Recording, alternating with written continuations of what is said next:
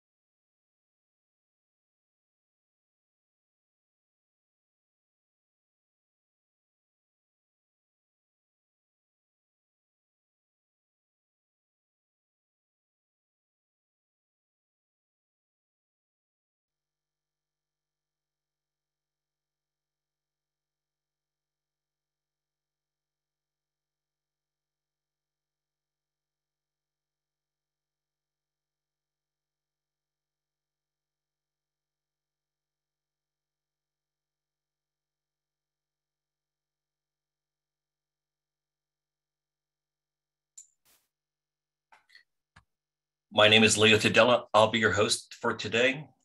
Our webinar will be starting soon. The presentation slides are posted on the webinar materials webpage. You can find a link to the materials webpage in your registration confirmation email. I've also posted a link to the materials webpage in the chat window. Check back on the materials webpage after today's webinar. We will post a link to the webinar recording within 12 hours. All participants will be muted. We will be taking questions through the Q&A icon.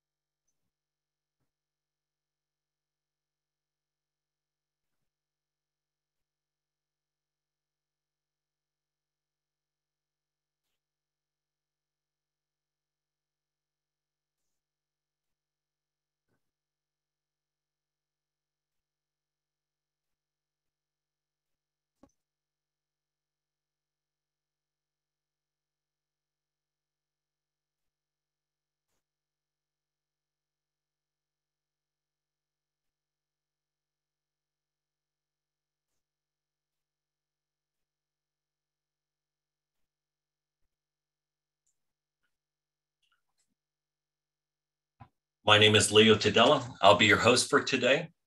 Our webinar will be starting in just a minute or two. The presentation slides are posted on the webinar materials webpage. You can find a link to the materials webpage in your registration confirmation email. I've also posted a link to the materials webpage in the chat window. Check back on the materials webpage after today's webinar, and we'll post a link to the webinar recording within 12 hours. All participants will be muted. We will be taking questions through the Q&A icon.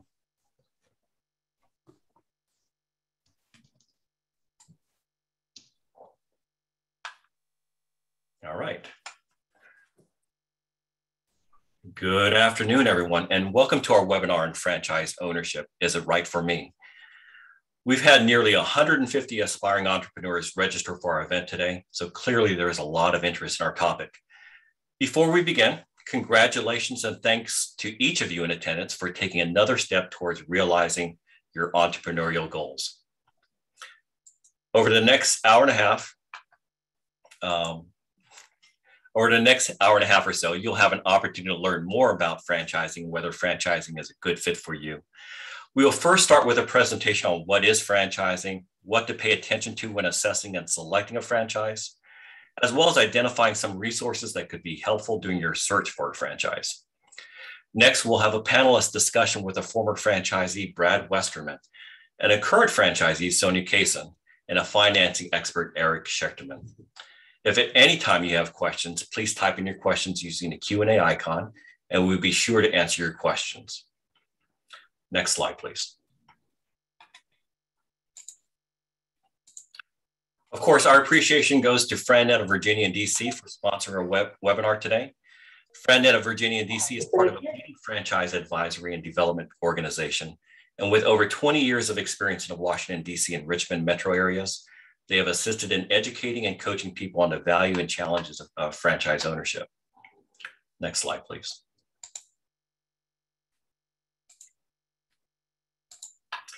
Allow me to introduce myself. My name is Leo Tudela, and I've been an entrepreneur for over 20 years and have owned many businesses, most of which have been in the franchising world. I've been a franchisee, an area developer, as well as the CEO for a franchise system. And as a SCORE mentor, I coach and mentor aspiring entrepreneurs in their pursuit of owning a business with a focus on those who need help with franchises. Next, please. Of course, I would be remiss if I didn't mention SCORE. We are a resource partner of the SBA, and we provide free business advice and mentoring, low or no cost business training such as this webinar, and we share free business templates and resources. The idea that you have an entire organization that's whole reason for existence is to assist aspiring and current business owners is frankly tremendous. Small business is hard enough on your own. Smart business owners leverage resources to better enable their success. Frankly, if I had known about SCORE before I'd started my business is, I would have been so much further ahead. So to request a session with a SCORE mentor, go to score.org/find mentor. Next, please. Today's presenter is Heather Rosen. I know I wouldn't do you any justice with my introduction, Heather. So why don't you introduce yourself, please? Thanks so much, Leo. Good afternoon, everyone. I am a franchise advisor to people who are going through the process, and a former lawyer who left the practice of law to work for a very large international law firm. And then about 12 years ago, I went into business to be a franchise advisor and also a franchisee. And the DC chapter of SCORE, I can't say enough good things about what they offer, the people that they've worked with since I've been working with them for, again, about 12 years, are just phenomenal. They do an awards program, and their advisors are regularly with their advisees winning awards. So I can't encourage you enough to work with SCORE, and I am just a small piece of the puzzle, which is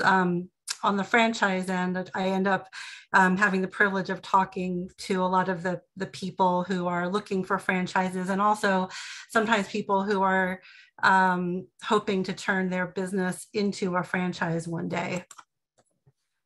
I work through a company called FranNet.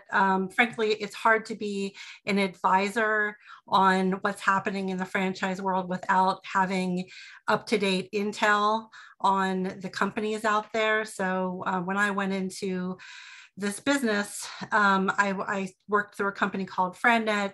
FranNet also happens to publish the materials that SCORE uses when people are looking to go through the process. There's a booklet, very good booklet called Roadmap to Success.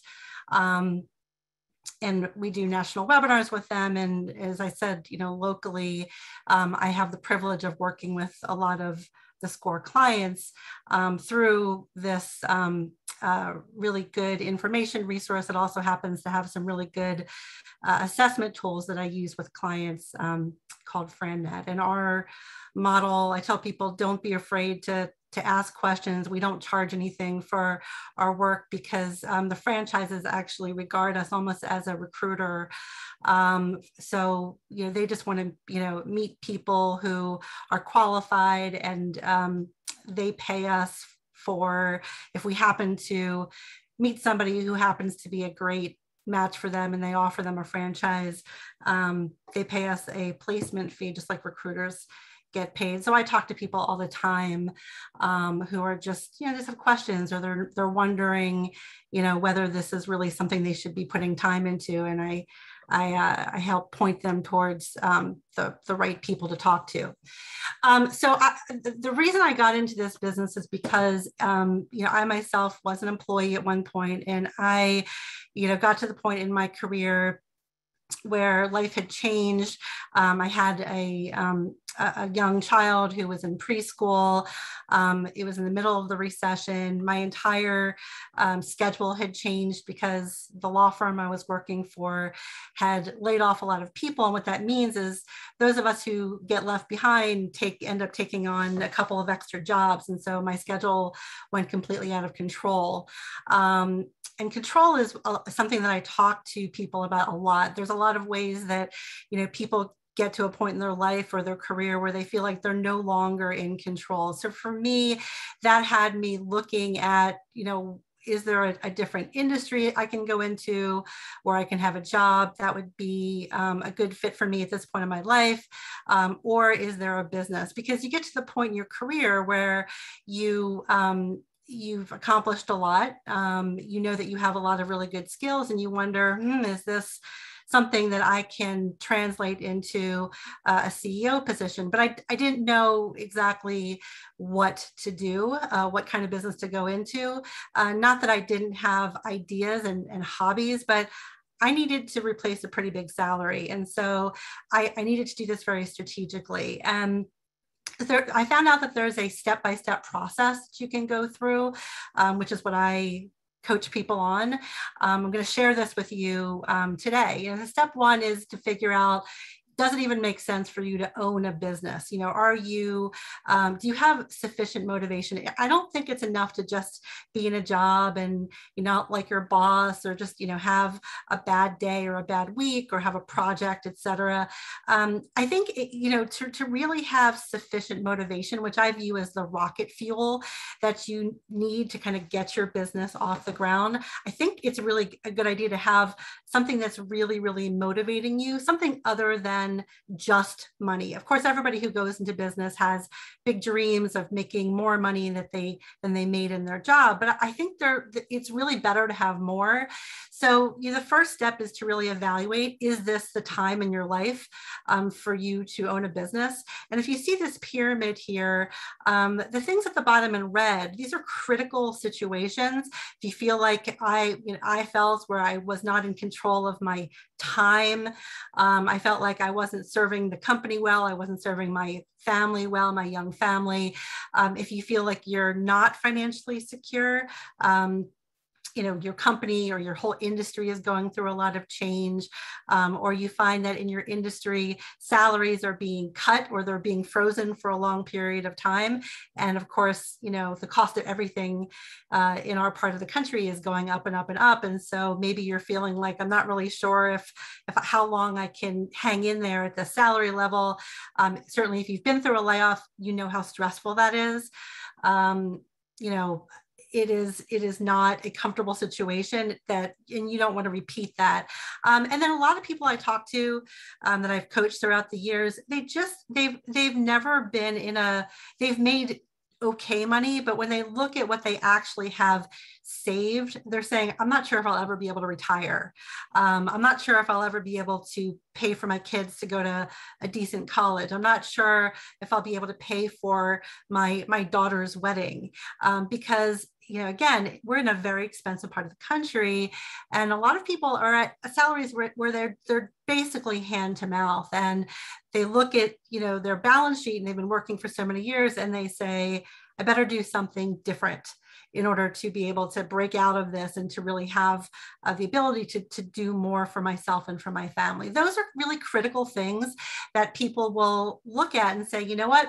Let's look at another way to do this other than just working for something else. That could be very motivating.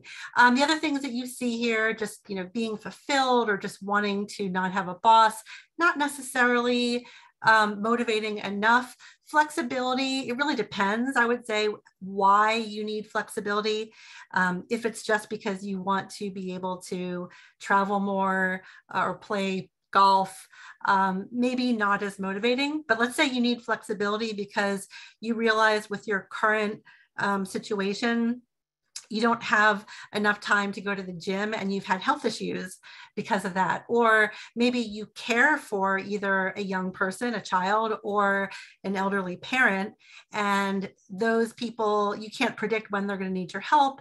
And so you want to be in a business that, as the boss, as the owner of the business, you have the ability to really make your own schedule. That can be very motivating if you have, one of those reasons. But look for something like that.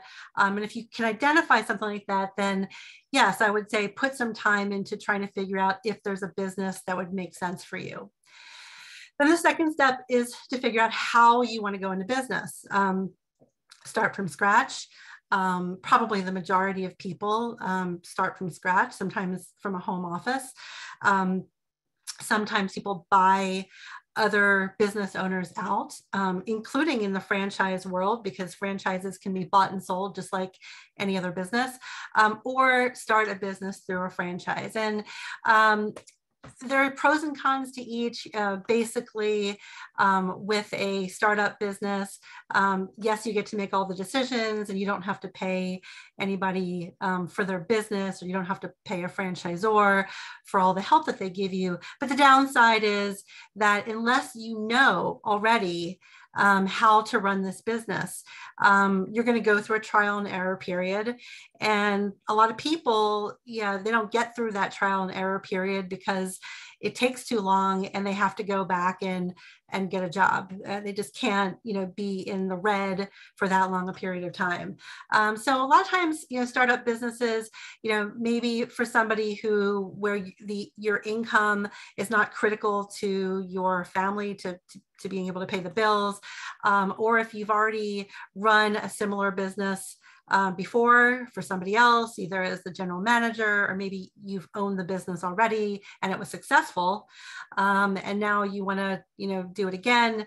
Obviously you're less likely to make mistakes and get into the black quicker. Buying an existing business might be another way to go. Sometimes this is a way to get profitable, to be profitable quicker. You can see some evidence.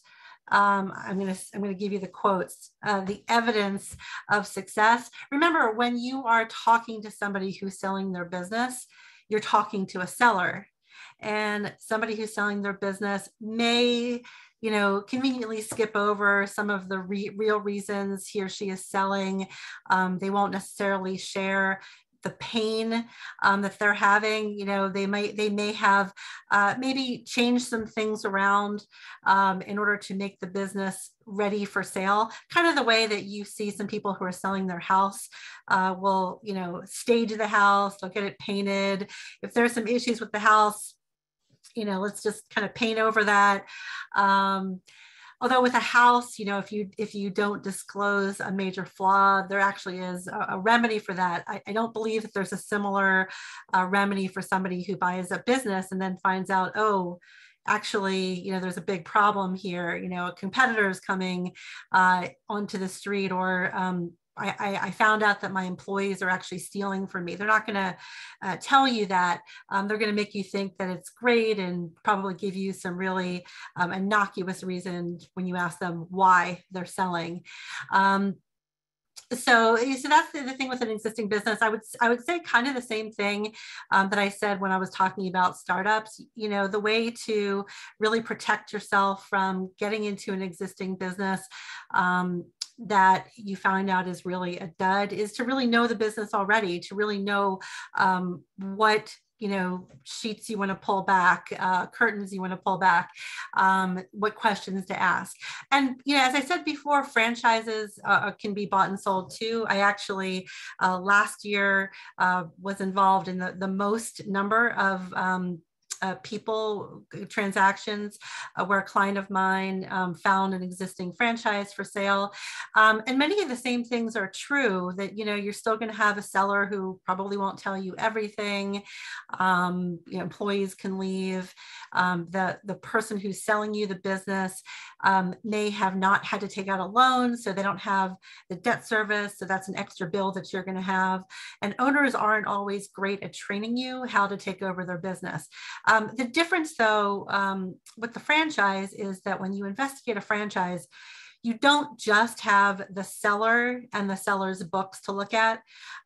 You actually can, if you know what you're doing, you go through this process where you can talk to other franchisees just as if you were investigating a new territory of a franchise. And so you can kind of get behind the scenes a little bit and find out if there's any issues with the franchise company itself, kind of, similar to the cracks in the foundation. If there are problems with the franchise system, you can find out that. And sometimes other franchisees have heard what the seller has been talking about over the years and can give you a little bit more color as to what's really going on, why the seller really might be looking to get out. So, it gives you a little bit more information as you're trying to make this decision.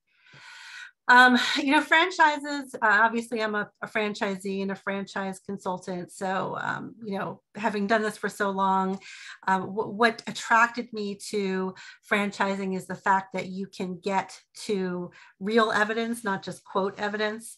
Because I said the quote evidence is, what they tell you the evidence is, but you can really figure out, you can get behind the scenes right away and figure out if a franchise system is good quality or not.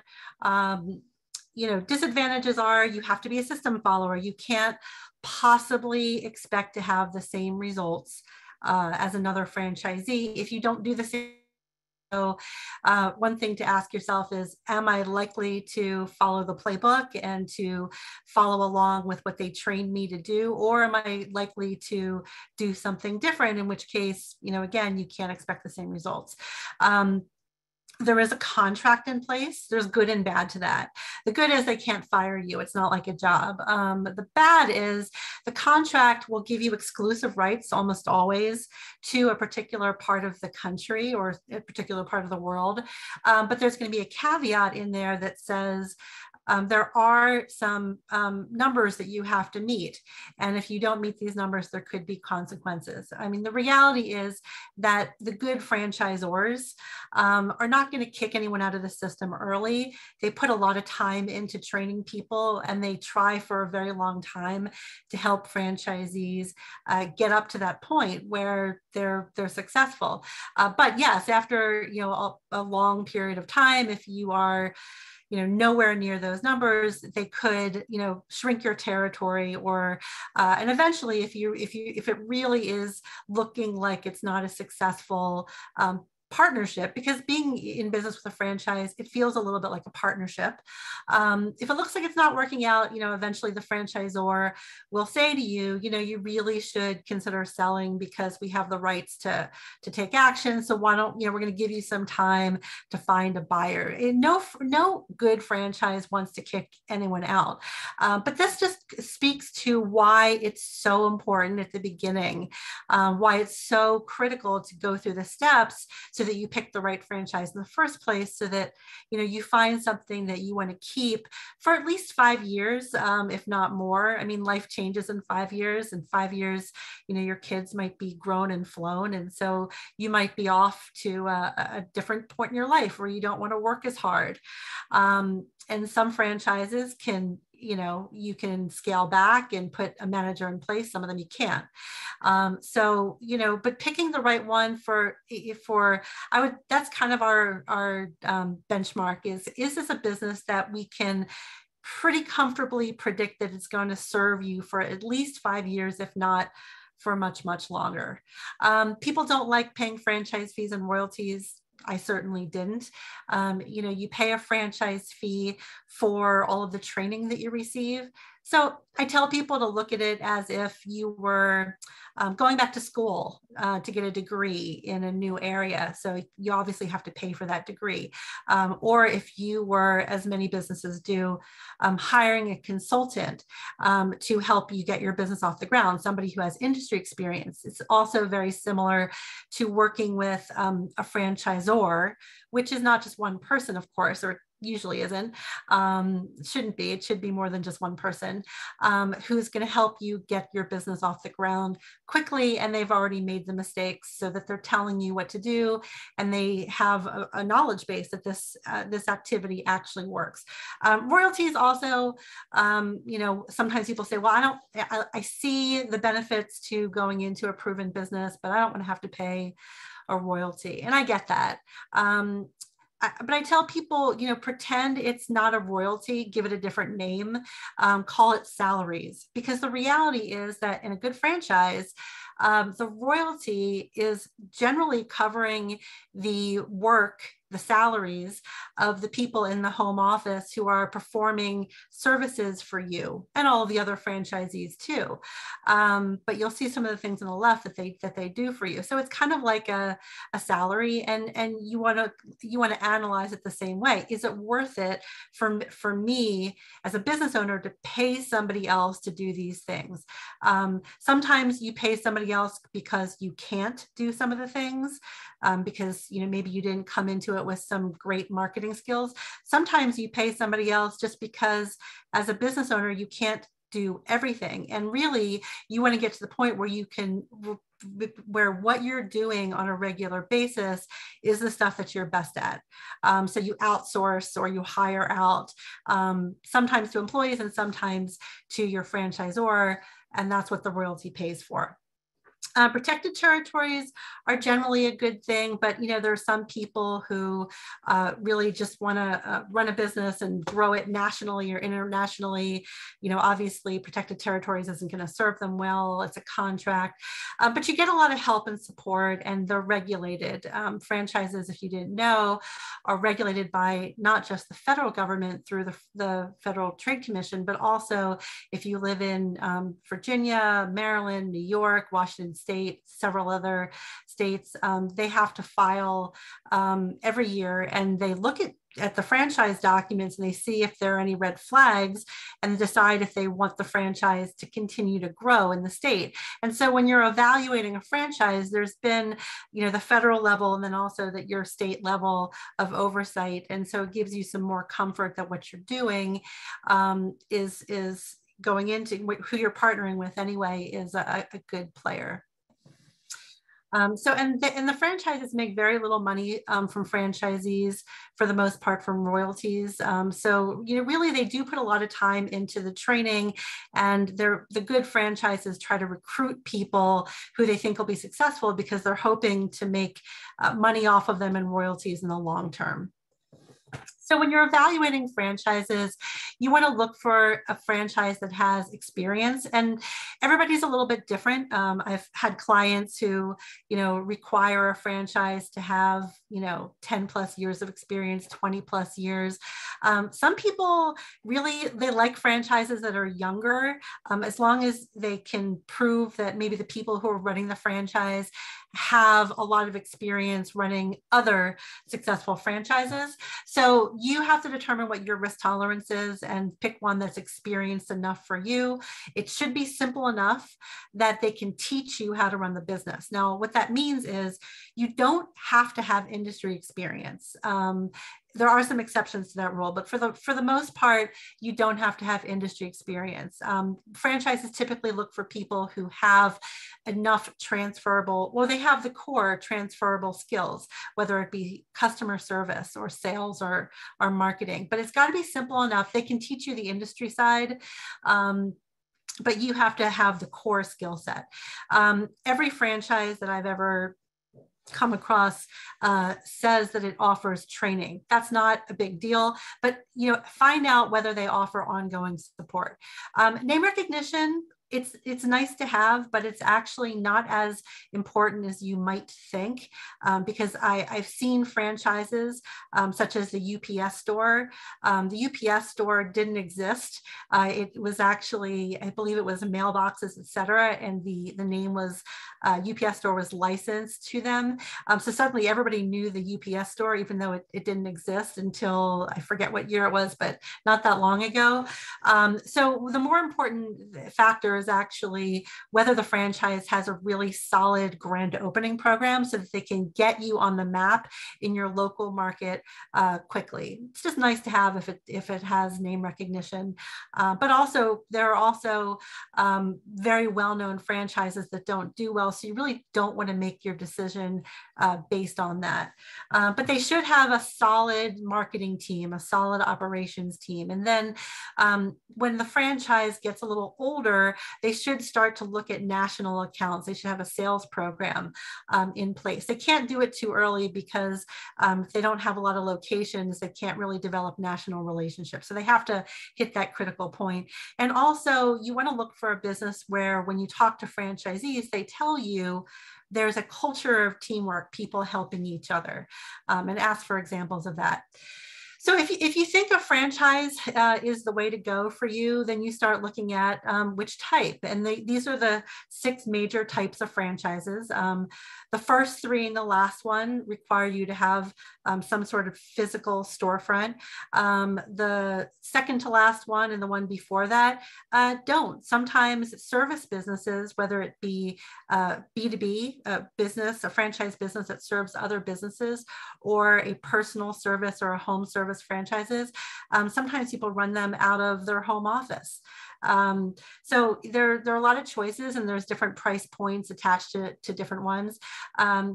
You know, you may have an idea of what you want to start, but there are thousands of franchises. So, you know, this is a pretty critical decision. I would say that if you pick the wrong franchise and it doesn't go well, it's not likely that you're going to go back into franchising and do it again.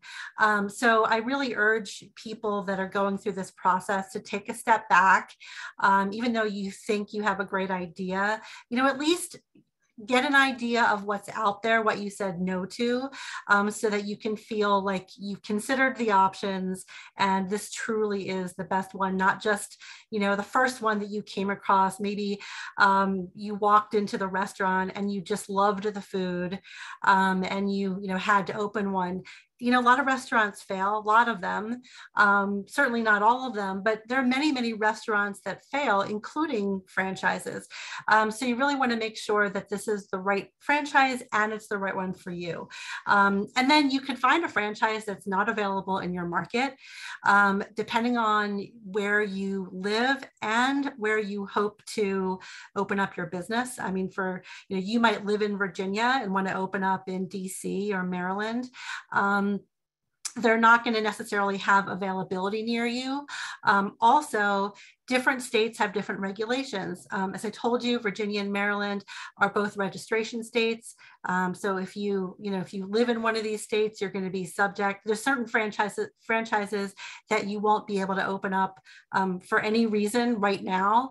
Also, certain types of businesses require a special kind of business license. Lots of home services businesses, for example, require a contractor's license. Home healthcare businesses require a personal services, I forget what it's called, but it's a special license. And in some states, it's harder to get that license in than others. Also, some states are, they've placed moratoriums on some of these licenses. And sometimes you have to have a certain amount of experience that you come into it with in order to get one. So you really have to know your state. You really have to know, you know, where you're opening and what kinds of limitations there might be before you decide on something.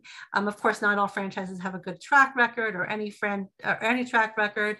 And you should spend time trying to figure out what your financial goals are, you know, how much you need to make and how soon, and also what your personal goals are. And I'll talk a little bit about that later, but all of this should factor into this decision. In fact, here's a checklist that I developed. And if you go back and click on Leo's link and get the slides, you'll see this. You know, make sure it's a good system with a good track record, can legally open in your market, et cetera, et cetera. Make sure it's something that that people will need, that will always buy. You know, this is something that really hit home to a lot of people during the beginning, especially the beginning of the pandemic. And of course, not all businesses have recovered. You know, it's better to be something that people or businesses businesses need, rather than something that they just want. If it's a decision that someone has to make, then there's a chance that people are going to decide on something else. And it's got to be the right business for you. I can't emphasize enough that this is very much there's no one size fits all in franchising. Here's some industries. When you're looking at a business to open, again, essential, recession resistant is what you're looking for.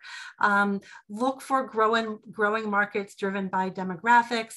If you pick a business that is something that a lot of baby boomers buy, or millennials, these are our two biggest population groups. So that's a check in the right box, something that's essential, or something that other businesses need rather than one. All these things that you see here are businesses that are franchises. And these are things that either individuals or businesses continue to buy.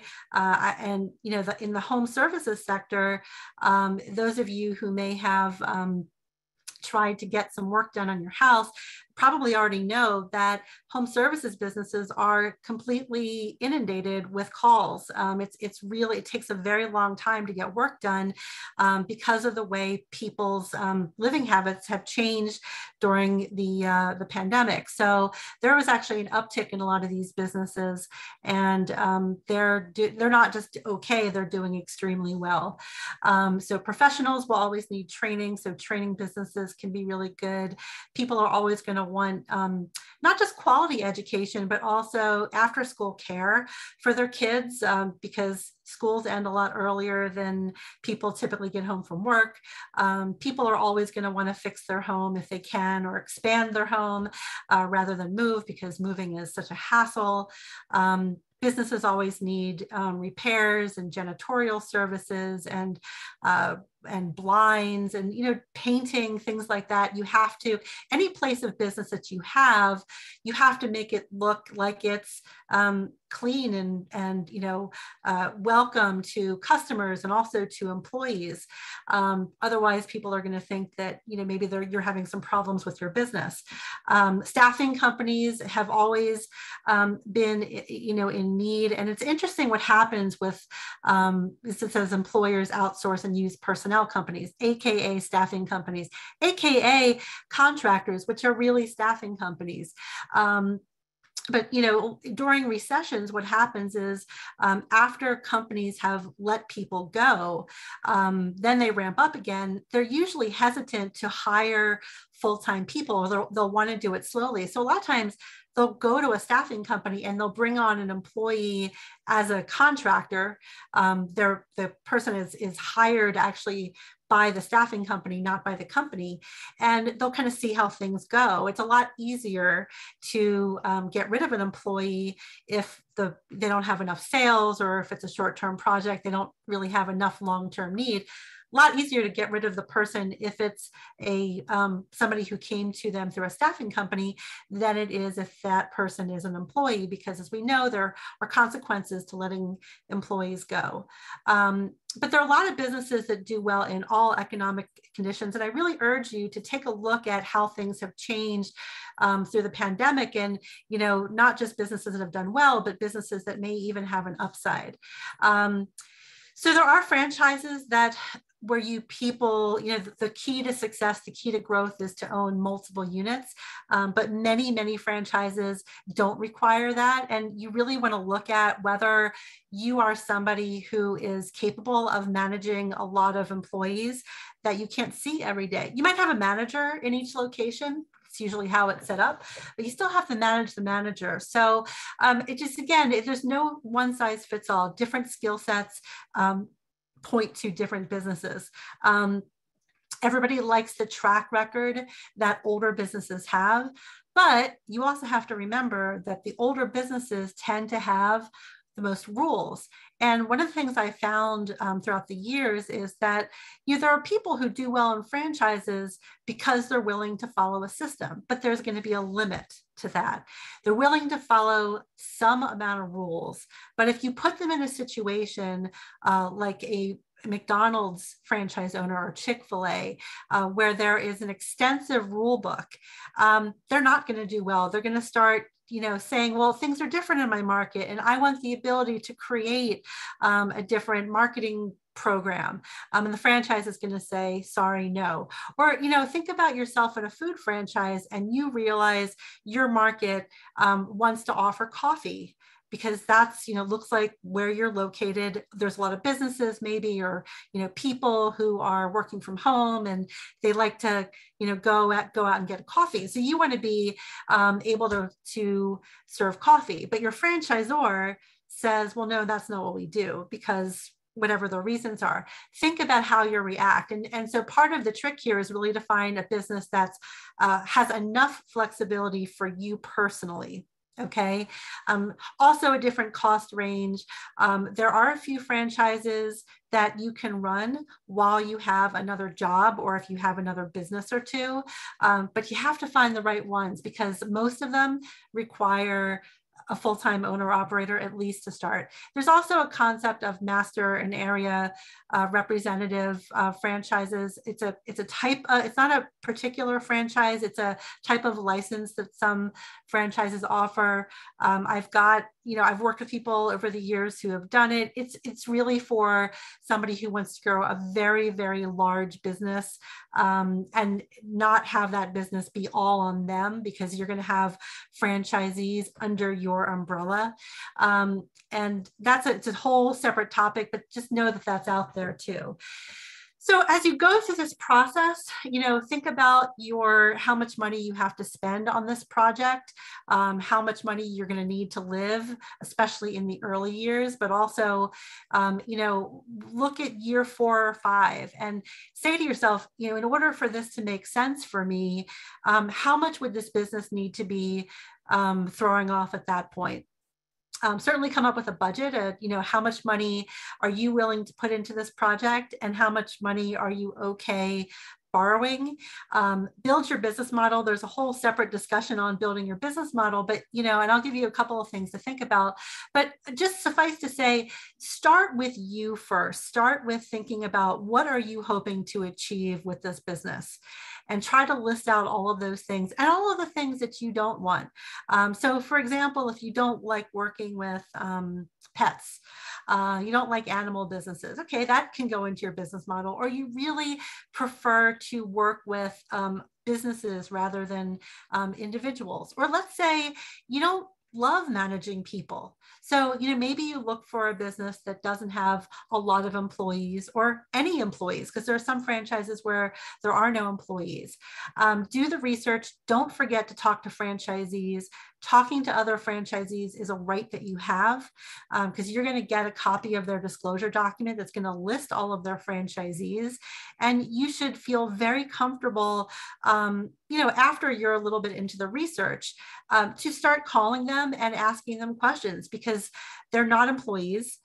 They have a contract, and they will tell you the way it is. They will, they'll tell you the good and the bad.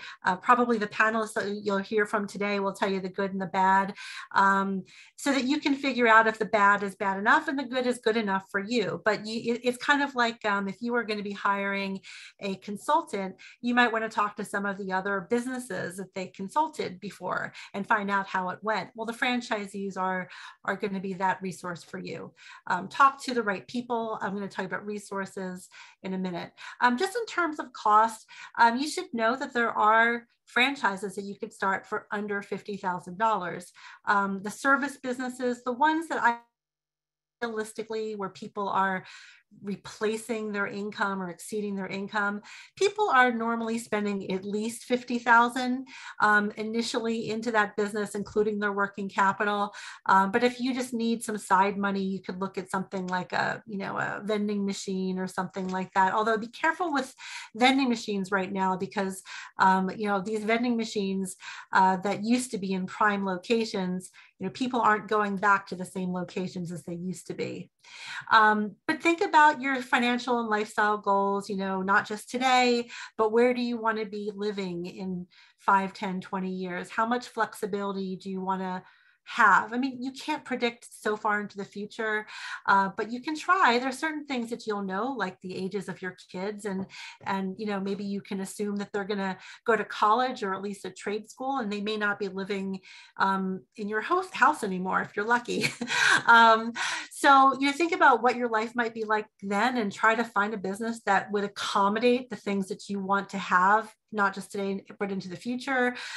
Look for those transferable business skills, and are the people who are successful in the franchise, do they have the same kind of skills? Think about employees, your budget, what kind of business environment you want to be working in, what type of time you want to put into the business. I tell people to actually think about a monetary budget and a time budget for the business. How much time do you have to put into the business? And if it's really just evenings and weekends, and you have no flexibility during the day, that may be a problem, at least at first, at least when you're trying to hire people and get your business off the ground. How many units do you want? How much money are you trying to make with the business? Do you have any preference in terms of customers? And then, what do you want for you? What are you looking for? Back to that pyramid that I showed you before, make sure that if you want things like control and balance, more income, et cetera, that other franchisees in the system are getting those things, because otherwise, there might be a better choice for you. And you don't want to settle. Don't settle for something that doesn't fit. Talk to not just the recruiters that you talk to with the franchise company, but also, other franchisees who are like you. And I say, talk to a good sampling of them, people who have done well, because you want to know what the upper end of the franchisee pool is earning, but you also want to talk to people who are struggling and find out why they struggle. Every franchise is going to have people who struggle, but you should be able to say, well, the reason they're struggling, that's not an issue that I have. So you can kind of discount that information. But really, try very hard to not start with these things that I'm telling you to go through first. And if you land on a business that is, a food that you love, great. But that's actually really the last consideration. You really want to pick something that's going to give you all of the things that you want, just like an investor would look at when they're trying to analyze what to invest in. You want to pick an investment that's going to give you ultimately what you're looking for. And here are a bunch of advisors, certainly including SCORE coaches, private business coaches, CPAs. There are attorneys that specialize in franchise law, lending sources. We have a great resource on the call today that does a lot of financial counseling for people who are trying to open up businesses of all types, including franchises.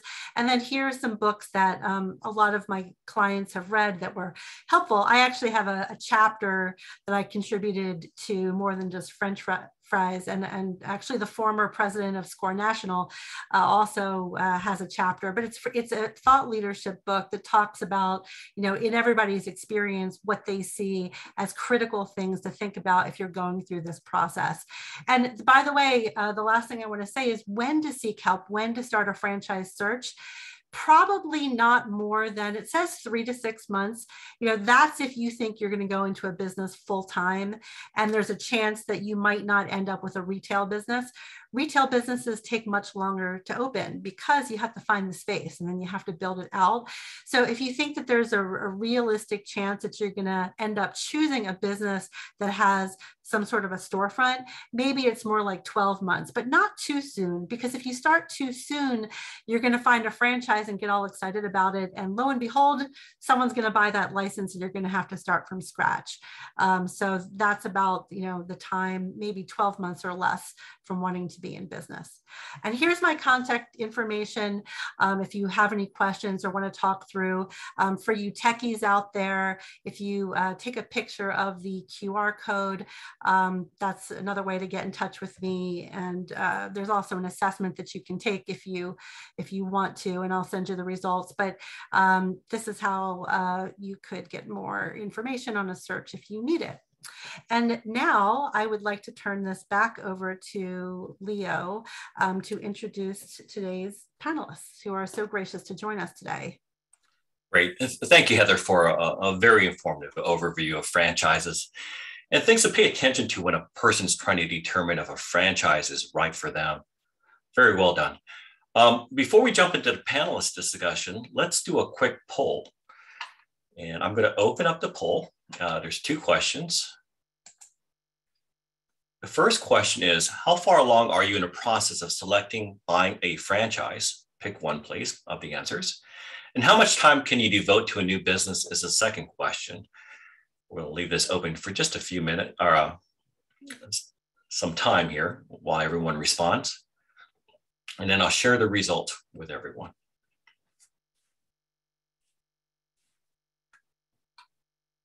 Okay, we're about halfway there.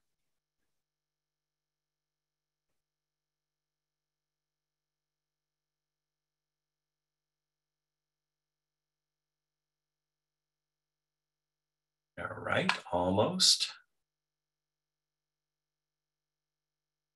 Again, if you could, for those of you who haven't answered, if you would, please.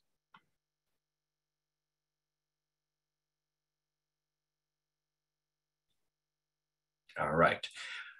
I'm going to go ahead and end the poll now, and I think we've got some really good feedback here. And sharing the results. So how far along are you in the process of selecting, buying a franchise? The vast majority of you are just thinking about it at this point, as you would expect with this type of topic, nearly 85%. How much time can you devote to a new business? It's a good blend. We have some full-time and semi-absentee, and not sure yet is certainly a valid answer here. So a good blend, not unusual to see a spread similar to what we're seeing right now, which is about 33% full-time, just over half semi-absentee, and 15% not sure yet. So I'm going to go ahead and stop this sharing.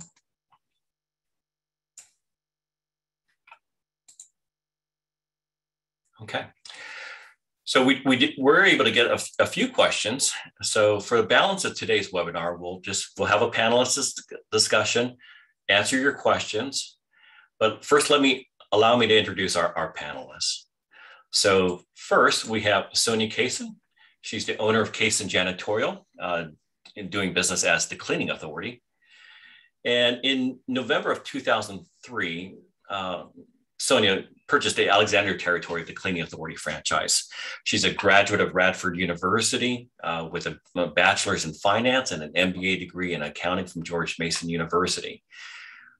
We have Brad Westerman, who's the former owner of College Hunks Hauling, Junk, and Moving of Northern Virginia. A pretty long title, Brad.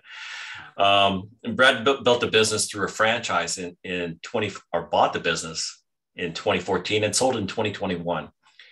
Prior to being a franchisee of College Hunks Hauling, Junk, and Moving, he spent 30 years in corporate media and advertising sales, including CNN and Headline News, and held senior management positions at A&E, TV Guide, and Core TV. Lastly, we have Eric Schechterman. He's the CDO, Chief Development Officer for Benetrends Financial. He has literally helped thousands of small businesses open their doors, and he knows the ins and outs of not only franchising, but also how to finance those businesses. He's been a featured speaker at numerous franchise conferences and has earned the distinction of a certification of being a certified franchise executive through the IFA, the International Franchise Association, in 2016. So let me ask a few questions that were posed to us.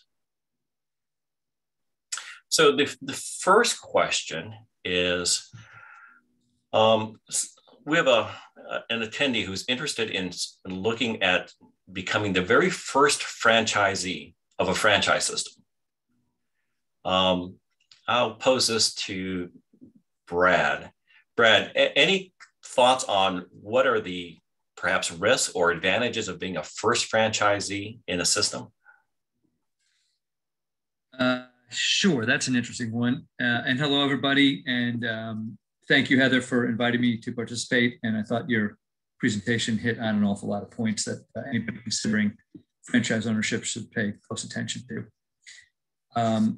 Goodness, the first, obviously, there are probably high risks and high rewards. So the risks are obviously it's very unproven. You're almost, in a sense, starting a business from scratch, and you're probably not going to have the experience and support from the franchisor that Heather talked about, or at least kind of a guinea pig. But the upside is you're going to have way more input from the owners, and the chance to build something that could really pay off long term. So it's definitely a risk reward equation, I would say. Great. So, Sonia, anything to add to this interesting question? So it is an interesting question. I think keep in mind, so my background, hello everyone, is I came from corporate America. I had a great job, worked at the NASDAQ stock market as a director. So when I decided to quit my six-figure job to go into franchising, I really wanted to ensure that what I was going into had somewhat been proven already. I was not a fan of having to move back in with my parents. That definitely was not the plan I wanted to go down. So for me, I would want to have other franchises I can talk to and get validation from, maybe even looking at some of their numbers, some of the things that Heather mentioned. So for my journey, it was more important that it was more established, just so I can feel a little bit more comfortable in quitting when I quitted my corporate job to go into franchising. Perfect answers. Interesting question. So the another question that we have is, and I'll open this to anyone who wants to answer. Where do you look for franchise opportunities? Is there a central place, or should you go to the franchisor's website? So Heather, Sonia, Brad. Well, so the International Franchise Association is, I think, the biggest association of franchisors. It's not every franchise that's a part of it, but a lot of them are. The problem is they join and then they can put their marketing stuff up on the website, and so you can look through to get an idea of what's out there. And for a lot of people, when they're really, really early in the process, that's not a bad idea. But the problem is it's hard to pick. It would be like going to, the Wall Street Journal and looking through all of the stocks that you can invest in, and you kind of look down the list and you go, okay, I recognize that company, or you really don't know what does well, what changes the company's undergone, what the owners do in a lot of cases. One thing you're going to hear, I think, today from Sonia and Brad is, they didn't come from this industry. And so, a lot of people who look at franchises and they look at these franchises that they ultimately opened, they wouldn't see themselves in the business, but that's because they didn't understand maybe what the owners actually do and the kind of flexibility that they have, and the kind of money they make in some cases. So that's a good place to start if you're just trying to get background. I would definitely recommend going through some of those books too, to learn more about what to think about when you're going through those lists. Great. Heather, you had brought up the stat that there's over 3,000 franchise systems out there in the United States. And, most of us are only familiar with the franchise food establishments. So there are a good portion of your due diligence is really identifying what the opportunity set is in terms of all the different franchise systems that are out there. But you brought up another point, and I like to pose this to both Brad and Sonia, is when you think about your respective backgrounds and then the franchise systems that you eventually selected to join, there's not a clear path from your background to the franchise system itself. For example, Sonia, your background is that you have an MBA in accounting, a degree in finance, you selected a cleaning franchise. Brad, on the other hand, your background is in corporate media and advertising sales, and you ended up hauling junk. So I'd like to hear from either of you or both.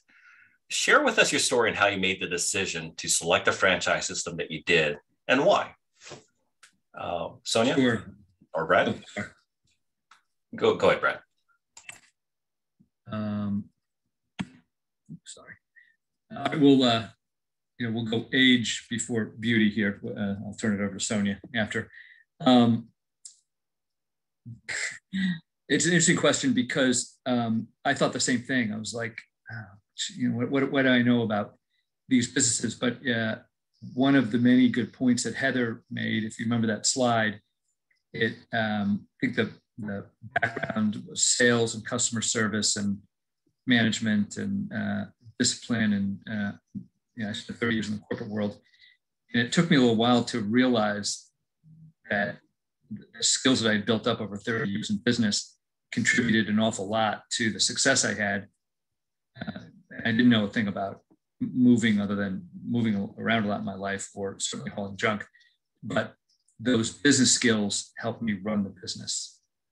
So I don't know a lot of people that are jumping up and down with the thought of pulling up to someone's house or business and hauling a bunch of junk out, but the financial discipline, the sales and service to the customers, the follow-up, the management of, I certainly did not have the luxury of not having a lot of employees and turnover and all that. So that's my story. And I'll piggyback basically on what Brad was saying as well. My background, when I'm very close to my parents. So when I mentioned or told my parents I was quitting my corporate job at the NASDAQ stock market to clean houses, it was a fun conversation. And I think what I knew for sure from the due diligence that I did on the franchise is my background working in corporate America would help me. So it really wasn't about the widget, which is cleaning houses. It was about the business model. And my business model is employees and management of employees. That's really the business that I have. And my background suited that fine. I'm strong with numbers. I'm good with customers. And of course, I can motivate the employees. So when I looked at it from the business side, reading the book like E-Myth and understood what I was buying, which was the business model versus the widget, then it did make more sense in terms of the business that I eventually purchased. Great answer, both of you. That was obviously my background as well. It's when you look at these franchises as businesses versus the product or service that they sell, you realize that your universe of opportunity just expands dramatically. So great. Eric, I'd like to get you in the conversation here. So one of the common questions that we get often as a SCORE mentor is all about financing a business. Could you, number one, share with us any thoughts you have on whether financing a franchise business has any advantages over financing a startup independent business? No, it's a great question. And again, thank you for having me join the panel today. When people talk about financing, I also think it gets confusing because to me, financing means getting money from somebody else. It's not leveraging your existing assets through a home, a retirement plan, a stock portfolio.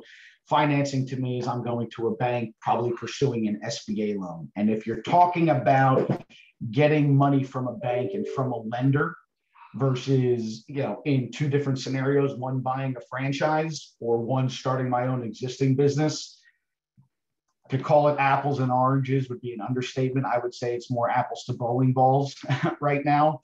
And this is, hopefully not going to offend any those from the banking industry or lenders out there, but they want easier decisions. And if I have two packages in front of me, two loan options, and I'm a lender, and one is, hey, sounds like a great person, they have a good idea, they haven't figured it out yet, but they have a lot of passion for this. And the other package I have, oh, okay, there's this many open, this is how many have closed in the last 5 years, this is the average startup cost based off of the hundreds of locations they've already opened, they've been matched to that specific franchise because of their skill sets. I would tell you right now, I would bet that most lenders that are doing any form of SBA or small business lending are primarily focused on the franchise industry. Starting your own from scratch, I would almost answer anybody from my side of the equation on the funding consulting side. that you should be looking to self-finance with some of those assets that you don't have to go to a bank on, because the day and age of walking into the local bank and saying, I've got this great business idea, give me a business loan, are pretty much far and gone. And you have to understand why. The reason that lenders like to do an SBA loan is that the bank gets a guarantee from the government, lessening their risk. Well, if there is a default on that loan, the way that they get that guarantee is submitting that loan to the auditing department of the government, of the SBA, so they can review that lending decision. So what do I have a better chance of having my guarantee fulfilled? The fact that I gave money to the 101st person of a business model where the previous 100 had been pretty much successful, or that I took a leap of faith in somebody that didn't have a business model planned out, didn't have all the other ducks in a row. So that's why when it comes to actual financing, getting a loan, I would say, it's pretty much franchising or nothing. Great answer. Great answer. It's to your point, it's all about risk mitigation, right? And when a lender's out there looking at who to lend money to, they can look into a proven system, i.e. a franchise. And now the only question is whether or not this person has the capability to run this business successfully. And by the way, the franchisee or the franchisor is now going to offer support services and training and get this person up and going as quickly as possible. And there's an alignment of success. I absolutely agree. And it's been my experience as well that when it comes to financing, it's really franchising or nothing, or it's very, very difficult otherwise. We do have another question here, which is, I'm looking to get into a food franchise, but want to open it internationally. Is that possible? I'm not sure who would want to take this question. I can try that. It's going to depend. There are not a lot of people. There are some people in the industry who specialize in helping U.S. franchises or, someplace else, franchises open up in new countries. It's a big decision. I meet a lot of people from this area, obviously, who have family in other countries, or they want to come to the United States, and there's a franchise from this other country they want to bring it to the United States. There's a lot that a franchise has to go through in order to open in another country. And so it could be possible, but the franchisor is going to have to make that decision. It's going to be a strategic decision for them, and it's going to cost them money to do it too. So for example, if I had a franchise, based in Virginia, and I wanted to open up and expand into France, I'm going to have to get a website. It's going to have to be that's in French. I'm going to have to take my website and translate pages into French. I'm going to have contracts in French. I'm going to have I'm going to have to comply with the laws over there, which are going to be different. Even there are a lot of franchises that have locations in the United States and Canada, and even they have to go through a lot of steps in order to be able to do that. So it's possible, but you would contact the franchisor and try to convince them, and they're probably going to expect you to have a lot of money to put into it. You're probably going to have to go in as an area developer. That's exactly right. So in a franchise system that I was CEO, we looked at international expansion, and it's a difficult route to take, and it requires a lot of expertise. So definitely reach out to the franchisor, and don't be surprised if they recommend that you speak to a franchise attorney that has significant expertise in international business development. And then it's a matter of ongoing discussions for a period of time to really figure out if the locations where the franchise wants to grow into, and whether or not it's even possible to franchise in that country, because some countries are not franchise friendly. This question's to Brad. Did you have a 7-year exit strategy, or what circumstances caused you to have a decision to sell?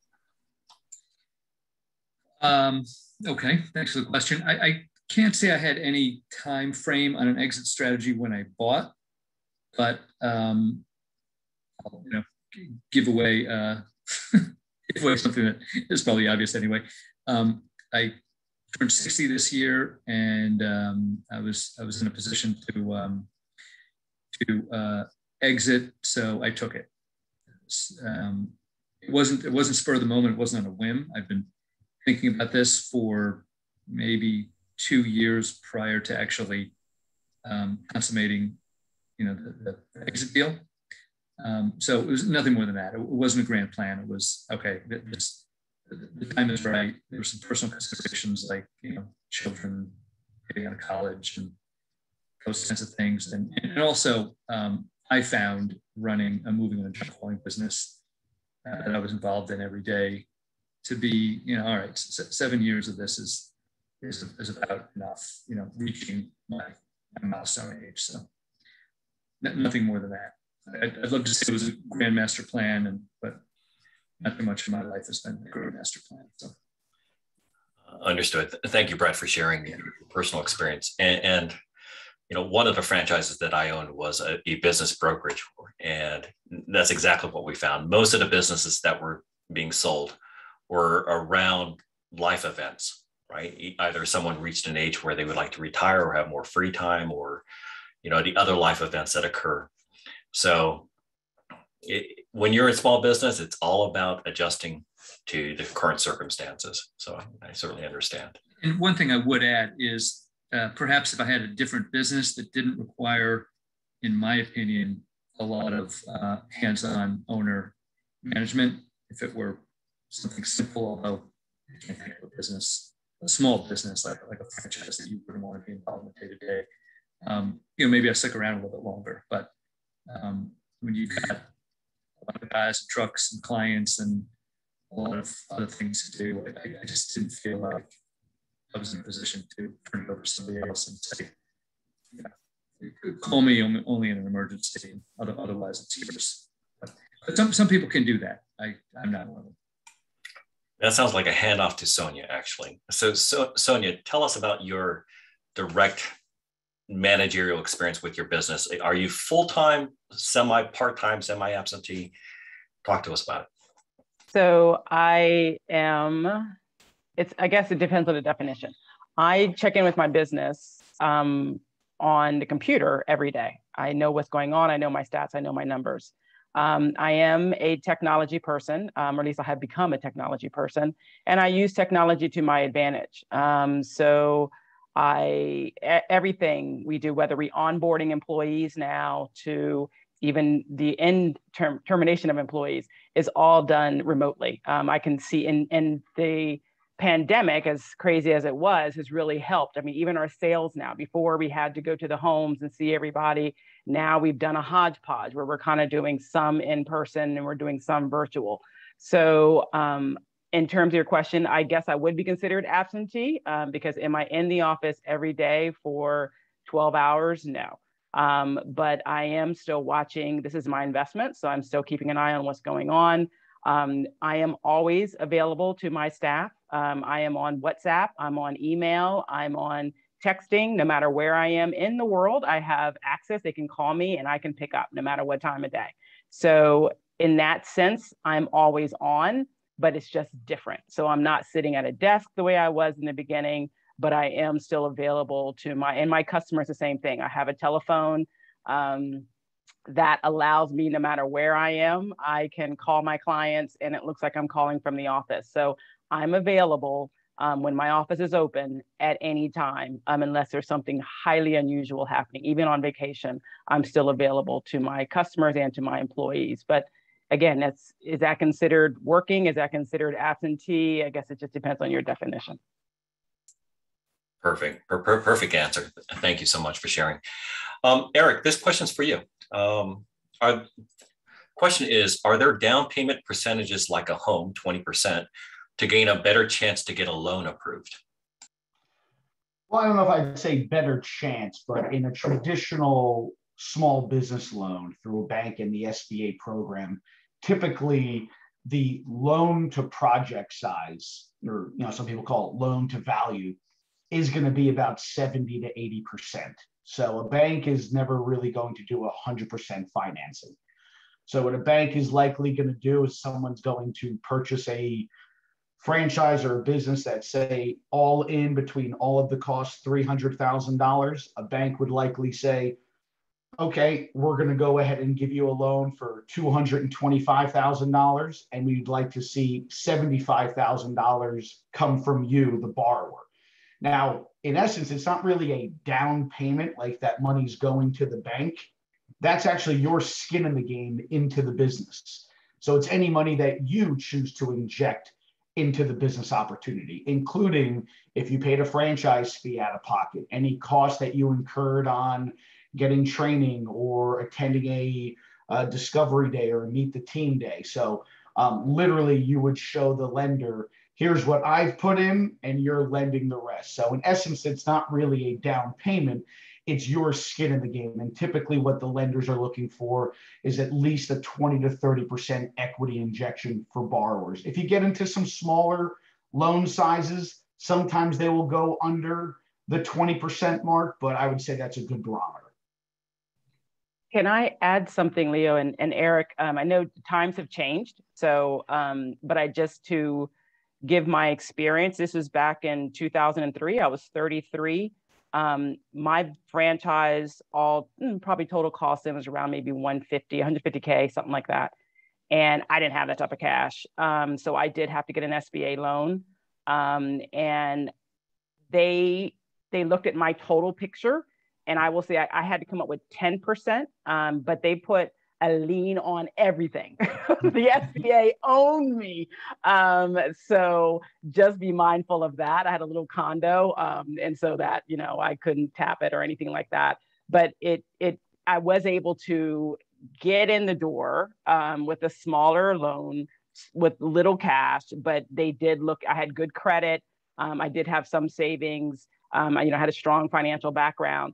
So, I don't know if things may have changed now where you do need a 30%, but I did want to at least put that out there for some people. And I also went with a local small bank. I didn't go with a big bank. It was just a local bank, and they just decided to take a chance on me. So there could be opportunity for the folks out there in the world that may not have as much cash. Just something to think about.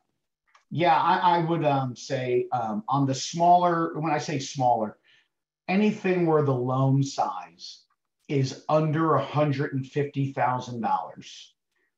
Typically, the lenders in that space will take as little as 10% down. I would still expect somebody to go into it expecting at least the 20%.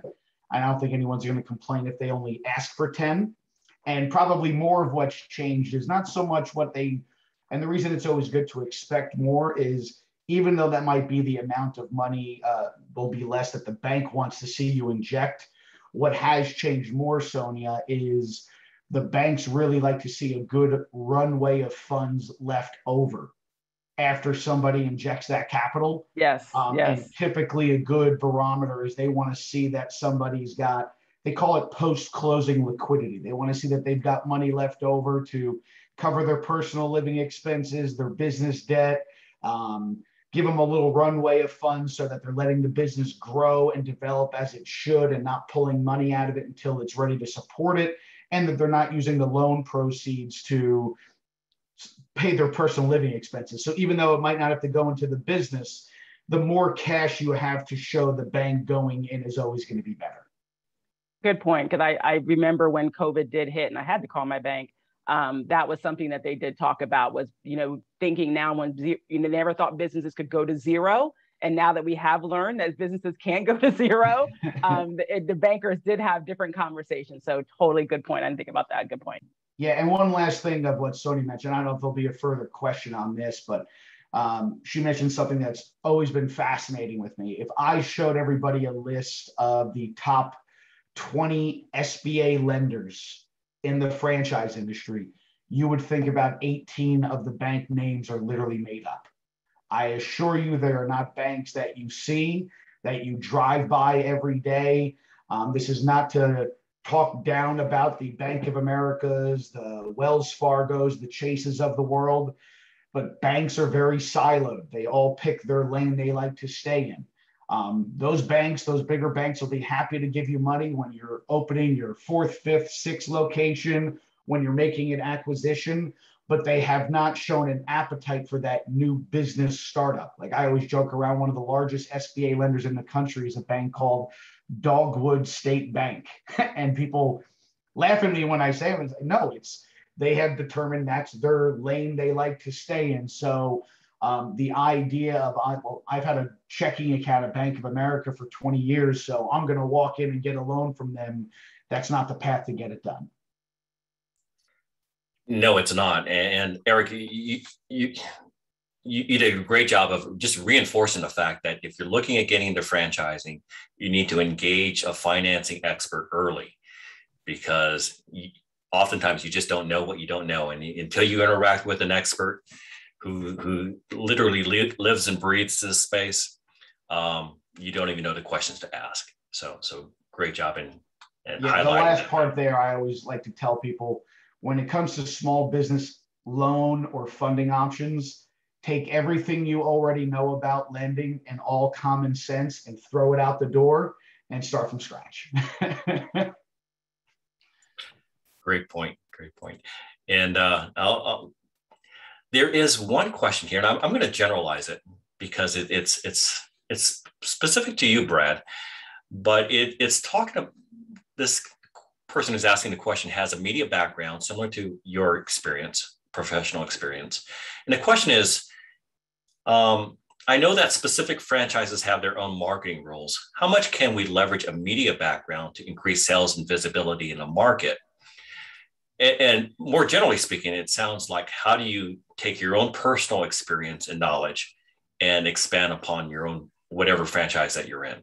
So, Brad? Well, I guess it depends what kind of media you have expertise in and what kind of media and marketing your franchise is for. I think it's fair to say that most small businesses are going to rely on search and in one way, shape, or form. So if you're really fluent in internet search and SEO and that kind of thing, then you definitely have a leg up. That was not my experience. You can look at my face. It was traditional television, national television experience. So it did me little good in understanding internet search, because I'm kind of a internet native anyway. So I guess my answer is, how I started depends on the business and the media you're dealing with. But I think one advantage I had, I guess you could say advantage, was understanding the importance of marketing. I spent 30 years helping big marketers, but I knew in buying it, the cost to build a brand. So that was important to me in the purchase equation. And I know how important it was to reach customers, when they were looking, which is what search does so well. So hopefully that answers the question. I'm happy to engage in any follow-up. I just want to add to that, we had a question before about being the first franchisee of a brand. Marketing is something that franchises figure out along the way.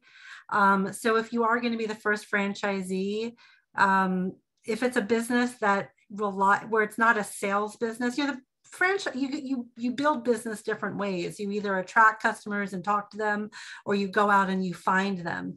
And if it's or people walk in, if you're a restaurant or other kind of retail, and if you're a business where you're relying on people to find you through email or to call you, and it's a really young franchise, you better have a marketing background coming into it. That's a skill set you're going to need, where you wouldn't need that. It would not be nice to have, but you wouldn't need that nearly as much if it was a franchise that's been around for a long time, because the people in the franchise office, at that point, after several years of being in business, they've already figured out what works, and then you just buy into the programs that they've already identified. And I would add one thing, which is anybody engaged in discussion with a franchisor or other franchisees should spend a kind of a disproportionate amount of time discussing how the franchisor contributes to or sets up for marketing success, and for the individual franchisees, what their experience is with the franchisor has been, as well as how they attend to marketing and that kind of thing in their local area. And I think if you do a good job there, you're going to find out a lot of answers, some of which you may understand, some of which you may not. Although if you have a marketing and an advertising background, you should understand the answers and be able to kind of dig deeper. Perfect. And this question, again, I'll generalize because it's all about the franchise disclosure document. And Heather, you might be best equipped to answer this. A lot of details are certainly included in the franchise disclosure document. It's called the FDD. How should someone approach reviewing that FDD and doing their due diligence? Well, definitely read it. So it's a big document. I mean, especially if it's an older franchise, it's going to have a lot of appendices that lists information about the other franchisees and locations. If you didn't know, the FDD has to list every single franchisee and where they're open and their contact information, so that then you can go track them down and call them.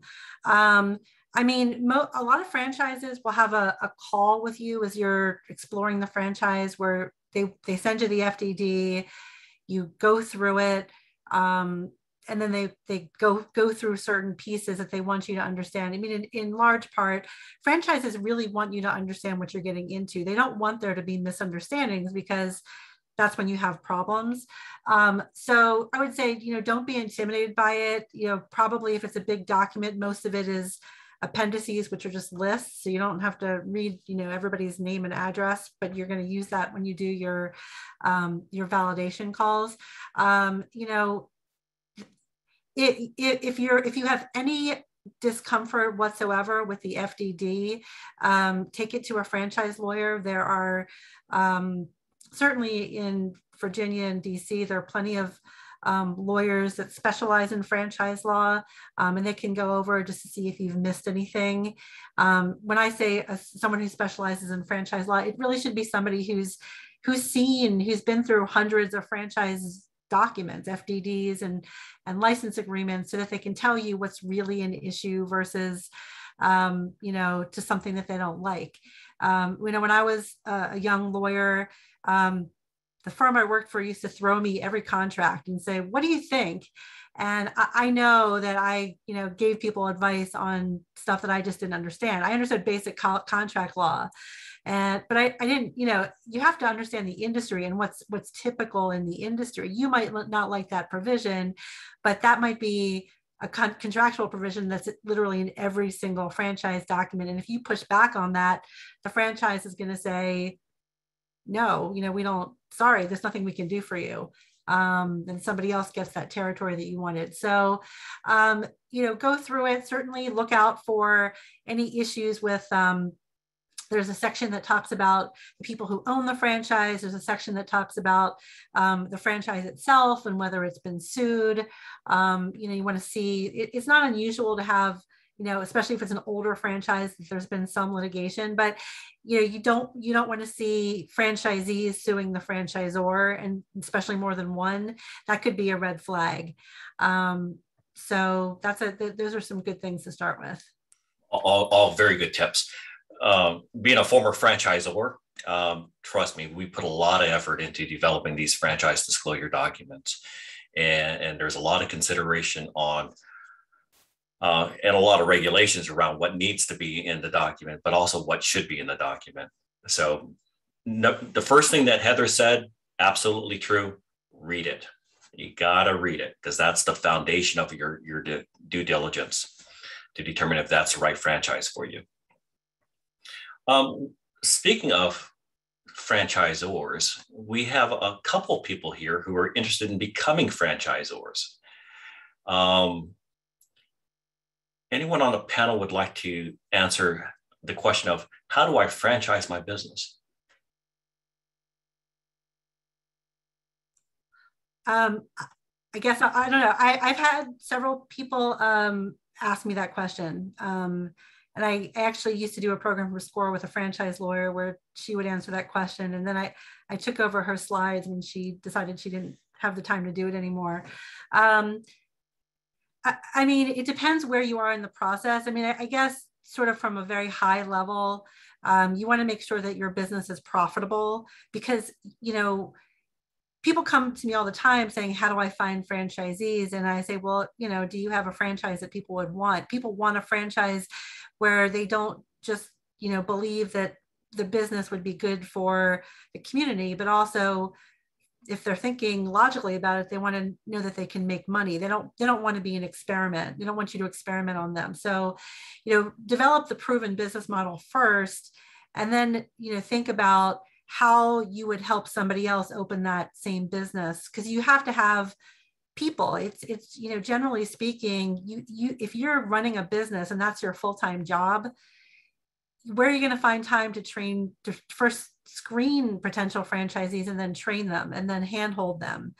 You know, the franchises that my clients have talked to, you know, they generally have at least 5 people, if not 100 people or more in their corporate office. So that also involves, you know, recruiting those people and having some money in the bank to be able to pay them. When you have that set up, then, you know, maybe you go to a franchise lawyer. The same franchise lawyers that I tell people to talk to if they're uncomfortable with their FDD, they really make their money, most of their money, guiding people who want to open franchises and need to refile. So that's who you would go to when your business is really, truly ready to be a franchise for someone else. Yeah, and I'll just chime in real quick. There are groups and companies that literally that's what their focus is taking businesses that are not a franchise and turning them into one. But I will chime in from the money side of things. And I might be overstating this, and maybe Heather, you can correct me, but I mean, just keep in mind, typically the number that has been thrown out there to me is from the day that I am not a franchise to the day that I'm a fully functioning franchise, being able to offer franchisees the opportunity, probably all in, I'm looking at $80,000 to $100,000 in incurred costs. I've heard 150,000 from DC area franchise just lawyers. Keep, between developing FDDs, websites, state registrations, systems in place. It's not a, hey, I've got a great idea. Let somebody else open it for me. Let me launch a website and get a document put together. Do not go into that process without being ready to commit about 6 figures of income, which again, from the lending side, that's also not something a bank is typically going to finance. They're not going to finance an independent business the money that they need to then become a franchise. That's going to be something that's all financed from the business owner. That's correct. And personally, we spent well over 6 figures to become a franchise and get registered in the appropriate states. We've got time enough for one more question. I apologize to everyone who we're not going to get to. And this question is actually for Sonia, and if you could keep it within a minute. The question is, you left a 6-figure position. How did you make that decision to leave your position and decide on a franchise? What was the thought pattern there? I spent my 30th birthday in an airport with a senior vice president giving me a cupcake, wishing me happy birthday. And that got the wheels started. Took some classes with the Women's Business Center, learned about franchising, thought about the lifestyle I wanted to create, and found a franchise that would help me create that lifestyle. Yes, I did put a personal guarantee when I got the loan, and that's how the journey began. That's right. So it was really a matter of finding a franchise system that would allow you to make that type of replacement income. Yes, I needed them to show that to me. I mean, the franchisor probably couldn't because of certain laws, but I needed to see that the franchisees could show me that they were making 6 figures.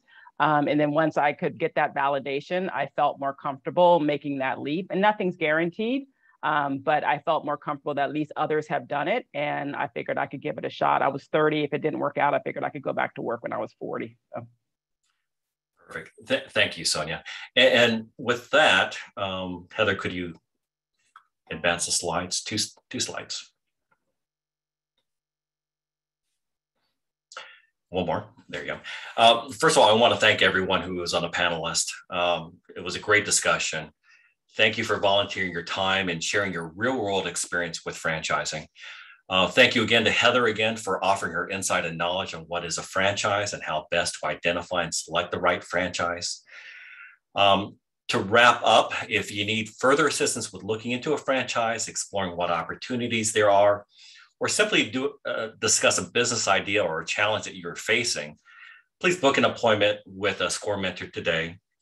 And of course, in today's world, our mentoring sessions are remote via phone, video, or email. And thank you again to our sponsor of this fantastic webinar, FranNet of Virginia and DC. And with that, we'll conclude today's webinar. I trust you have found this webinar to be informative and helpful. And thank you again to everyone.